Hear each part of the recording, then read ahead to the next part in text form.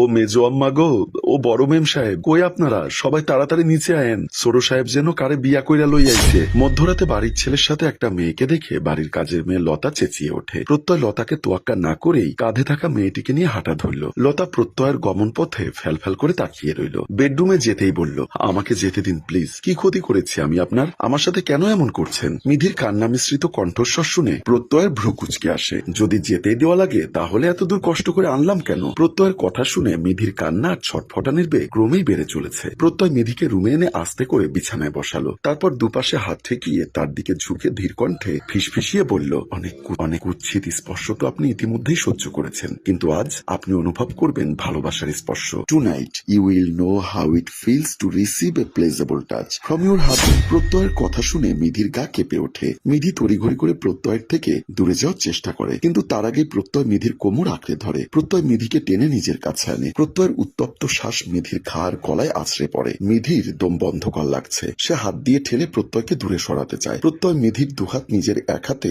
মুষ্টিবদ্ধ করে মিধির পেছন দিক দিয়ে ধরে রাখে। সে মিধির ঘাড় গলায় ছোট ছোট করে চুমু খায়। মিধি প্রত্যয়কে ঠেলে ঠুলে সরাতে না পেরে কান্না শুরু করে। মিধি কাঁদতে কাঁদতে বলে, আপনি যা করছেন তা কিন্তু নিয়তি সইবে না। প্রত্যয় চোখ তুলে তাকায়, তবে বেশ পাত্তা না দিয়ে বলে, নিয়তি স দিয়ে আমার কি হবে? আপনি বউ, তো আপনি সইতে পারলেই হলো। আমি চরিত্রবান পুরুষ, তাই বউ ব্যতীত অন্য কোনো নারীর সান্নিধ্যে যাই না। তো এরপরে আর কোনোদিন অন্য মেয়েরা সইবে কি সইবে না সেটা আমাকে বলবেন না। কথাটা বলার মাঝেই প্রত্যয় মিধির গলায় কামড় বসায়। কিছুক্ষণের মধ্যেই মিধির ছোট শরীরটা প্রত্যয়ের বুকে লুটিয়ে পড়ে। আজকে ঘটে যাওয়া ঘটনা, এতক্ষণের সকল ক্রিয়ার ভবিষ্যতের চিন্তায় মিধি অজ্ঞান হয়ে পড়েছে। রুমানা চোখ ডলতে ডলতে বলে, কি হয়েছে লতু? তোকে জিনে টিনে ধরলো নাকি রে? এত রাতে চিল্লাস কেন? আফা, ছোট সাহেব। রুমানা বিরক্তিতে বলে, কি হয়েছে ছোট সাহেবের? ছোট সাহেব মাইয়া লই আইছে। লতার কথাটা যেন বজ্রপাতের মতো পড়ল। বিরক্তি নিয়ে দূরে দাঁড়িয়ে থাকা খালেক চৌধুরী এতক্ষণ চুপ থাকলেও লতার কথা শুনে বলে, কি করেছ ওই কুলাঙ্গারটা? বিয়াদবে মাইয়া আইনা ঘরে না জানি। মুখ সামলে কথা বলে, প্রত্যয়কে কুলাঙ্গার বলার অধিকার আপনার নেই। রুমানা তেজি স্বরে খালেক চুপ করে যায়, তবে মনে মনে ফুঁসতে থাকে।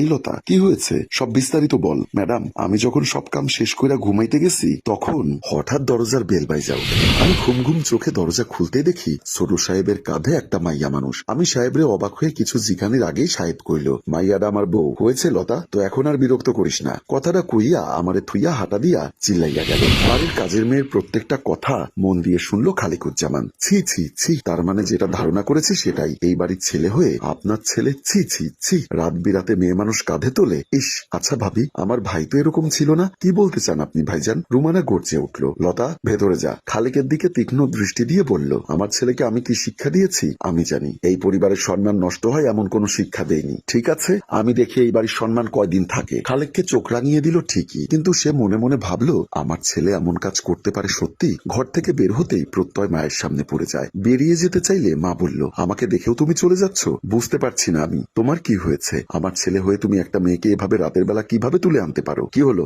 এখনো চুপ করে আছো? প্রত্যয় এবার মুখ খুলল, আম্মু, ওর নাম মিধি, আমি ওকে পছন্দ করি, আর ওকে আমার বিয়ে করতে হয়েছে। কথাটা কত সহজে তুমি আমার সামনে বলে ফেললে প্রত্যয়। রাত বিরাতে একটা মেয়েকে বিয়ে করে নিয়ে এসেছো। কথাটা বলতে মায়ের সামনে একটুও লজ্জা করলো না তোমার? যেটা সত্য সেটা বলতে আমি লজ্জা পাই না। আমি বিয়ে করেছি তাই বলছি বিয়ে করেছি। হ্যাঁ, আর সেটা নিজের মাকে একবারও বলার দরকার মনে হয়নি তোমার, তাই না? কে সেই মেয়ে? কি তার বংশ পরিচয়? তুমি কি জানো না আমাদের পরিবারের একটা মান সম্মান আছে? আম্মু, তোমার সব কথার উত্তর দেব, তবে এখন আমাকে একটু বাইরে যেতে হবে প্লিজ। বলেই রুমানা চলে গেল। ঘরে শুয়ে আছে মিধি। এই মুহূর্তে সে ক্লান্ত, হুঁশ নেই। ঘরে আসলো রুমানা। মেয়েটা ঘুমুচ্ছে দেখে সে আবার কি যেন ভেবে চলে গেল। লতা সকালবেলা একটা কাপড় আর একটা সাবান নিয়ে আসলো ঘরে। রাতে প্রত্যয় আর ঘরে ফেরেনি। লতা মিধিকে ঘুম থেকে ডেকে তুলে বলল, আপা, এই লন শাড়ি আর সাবান, গোসল কইরা এইটা পইরা আপনার শাশুড়ির সামনে যান। মিধি কি যেন ভেবে উঠে গেল।